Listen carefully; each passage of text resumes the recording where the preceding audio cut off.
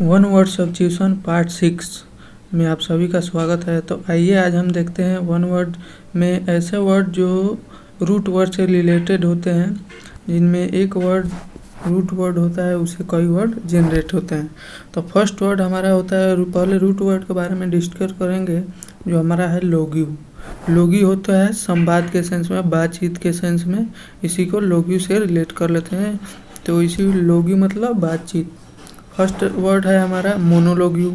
Mono मतलब होता है एक, लोग्यू मतलब होता है बात, जो अकेले में बात किया जाता है। जैसे कोई व्यक्ति की आदत होती है कि वह जब एलोन होता है तो कुछ ना कुछ बोलते रहता है, तो वही मोनोलोग्यू के सेंस में यूज होता है। जैसे कोई किसी को भाषण देना होता है तो पहले एक दिन जाके अपने अकेले में उसको ट्राई करता है, तो उसी को मोनोलोगी से रिलेट कर लेंगे। मोनो मतलब एक, लोगी मतलब बातचीत। जब एक व्यक्ति कुछ अकेले में कुछ बोलता रहता है तो उसे मोनोलोगी कहते हैं। नेक्स्ट है डायलॉग्यू। डायलॉग्यू होता है, डाई मतलब दो, लोग्यू मतलब बातचीत। दो व्यक्तियों के बीच जब कोई बातचीत होती है, या दो ग्रुप या फिर दो कंट्रीज भी हो सकता है, तो दो के सेंस में जब भी बातचीत होगी तो उसे लोग्यू कहते हैं। जैसे वर्तमान समय में भारत और चाइना के बीच डायलॉग्यू हो रहा है, संवाद हो रहा है लद्दाख इशू को लेकर, तो इसको ऐसे रिलेट कर लेंगे। डाई मतलब दो, लोग्यू मतलब बातचीत। नेक्स्ट है इपीलोग्यू और प्रोलोग्यू। इन दोनों को साथ में हम देखेंगे क्योंकि ये दोनों एक दूसरे से रिलेटेड है। मान लीजिए कोई ड्रामा होता है, गांव में या शहर में कोई भी ड्रामा या प्रोग्राम होता है, तो एक पहले भाषण दिया जाता है और एक अंतिम में भाषण दिया जाता है। तो एक होता है प्रो मतलब पहले, अंतिम मतलब इंड। तो इपीलोगी मतलब ई से इंड में जो दिया जाता है उसे इपीलोगी कहते हैं।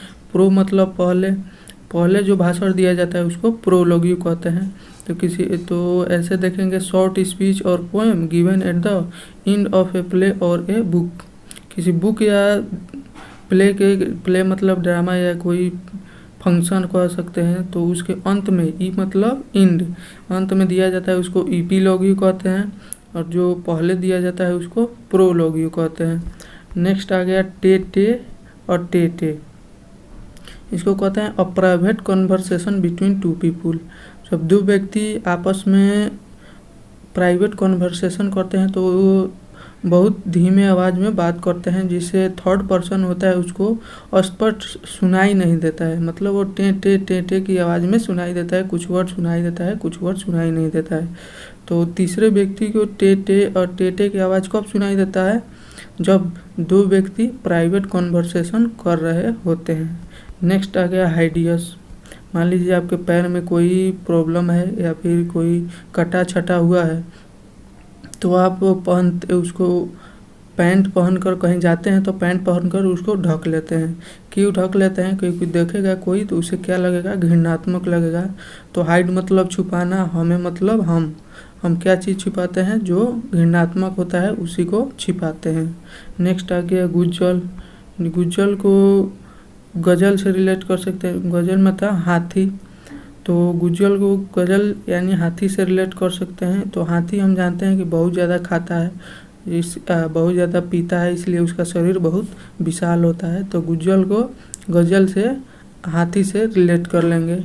नेक्स्ट आ गया चाइरोपोडिस्ट। जहाँ भी POD वर्ड आए उसको रिलेट करता है पैर से रिलेटेड। तो चाइरोपोडिस्ट होता है a person who treats foot related problems. जो पैर विशेषज्ञ होता है, डॉक्टर जो पैर से रिलेटेड समस्याओं को देखता है, तो उसी को चाइरोपोडिस्ट कहते हैं। नेक्स्ट आ गया प्रोलीफेरेट। प्रोलीफेरेट को प्रोफेसर, प्रो से प्रोफेसर, LI से ली। मान लीजिए प्रोफेसर है, उनका नाम ली है, और फिर आते हैं प्रोफेसर ली। मान लीजिए आप क्लास में पढ़ने जाते हैं कहीं कॉलेज में, तो वहाँ पे प्रोफेसर ली नाम का कोई व्यक्ति है जो क्लास में बार बार आते हैं प्रोफेसर ली। तो इसका इसी रिलेट कर लेंगे, प्रोफेसर ली हमारे क्लास में बार बार आते हैं, फिर आते मतलब बार बार आते हैं। तो to increase rapidly in number, multiply तादाद में बढ़ना या फिर संख्या में बढ़ना, इसी को कहते हैं। प्रोफेसर ली फिर आते हैं, ऐसे इसको रिलेट करेंगे। नेक्स्ट है हमारा प्रोलिफेरेशन। प्रोलिफरेट से बन जाता है प्रोलिफेरेशन, इसी को प्रोलिफरेट से प्रोलिफरेशन। नेक्स्ट वर्ड है नुबाइल। नुबाइल, नुबाइल और साउंड ऑफ मोबाइल। गांव में या फिर शहर में ज़्यादातर लड़कियों को मोबाइल तब दिया जाता है जब वो शादी के लायक हो जाती हैं। तो मोबाइल, नुबाइल को हम रिलेट कर लेंगे मोबाइल से। मोबाइल कब दिया जाता है जब शादी की उम्र हो जाती है, शादी की लड़की शादी के योग्य हो जाती है। तो नुबाइल साउंड ऑफ मोबाइल। तो a girl who is eligible to Mary.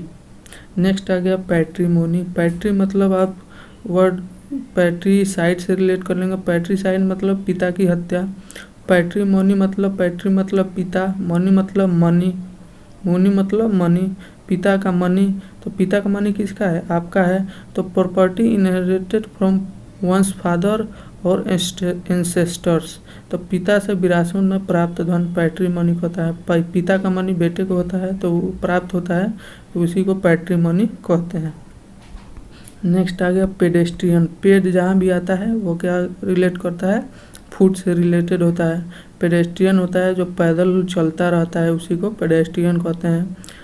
Pedestrian को ऐसे रिलेट कर लेते हैं, लॉकडाउन में बहुत से पेडेस्ट्रियन थे जो दिल्ली से चल कर उत्तर प्रदेश, बिहार, झारखंड इन सब राज्यों में आए थे, उनको क्या कहते हैं? पेडेस्ट्रियन।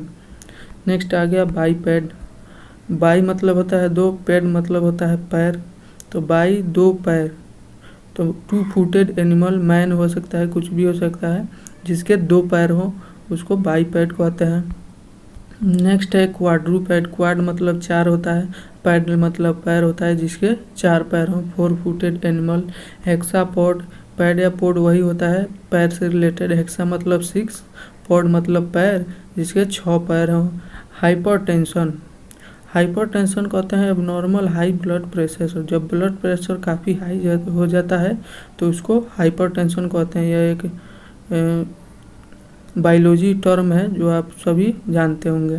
नेक्स्ट आ गया डिसवोवेल।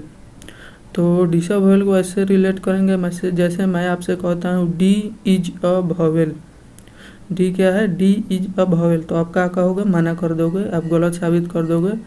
तो D is a not a vowel. तो D is a vowel question में दिया है D is vowel, D is a vowel, इसको तोड़ेंगे तो डी इज अ वोवेल। तो आप क्या करोगे? डिनाई कर दोगे, मना कर दोगे। तो इसी सेंस में इसका यूज होता है। The Daniel of any responsibility और सपोर्ट फॉर समथिंग। अस्वीकार करना, डिनाई करना, मना करना, इसी के सेंस में आता है। नेक्स्ट है कैकोग्राफिस्ट। कैको उसको रिलेट करते हैं जो खराब होता है, कॉर्कस के सेंस में, खराब के सेंस में यूज किया जाता है। तो जैसे कैकोफोनी मतलब कॉर्कस आवाज़। कैकोग्राफिस्ट, ग्राफिक्स में लिखने वाला। कैको मतलब खराब, जिसकी लिखावट अशुद्ध हो, खराब हो, उसी को कैकोग्राफिस्ट कहते हैं। नेक्स्ट आ गया बॉटल नेक।